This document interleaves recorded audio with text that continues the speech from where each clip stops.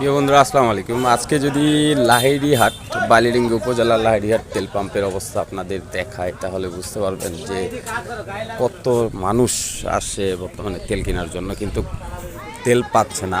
অপোজিটে আরেকটা কথা শোনা যাচ্ছে যে প্রশাসন আসছে, যদি আপনার বৈধ কাগজপত্র গাড়ির না থাকে তাহলে মামলা দেওয়া হবে।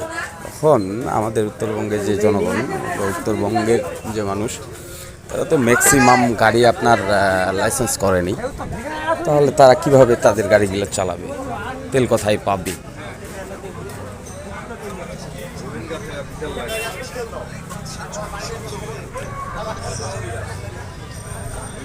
দেখছেন কি অবস্থা।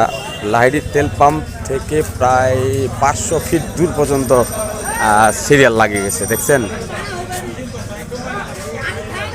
এবং পুরা রাস্তা ব্লক, কোনো মানুষ যানজট করতে পারতেছে না, পুরা রাস্তা ব্লক।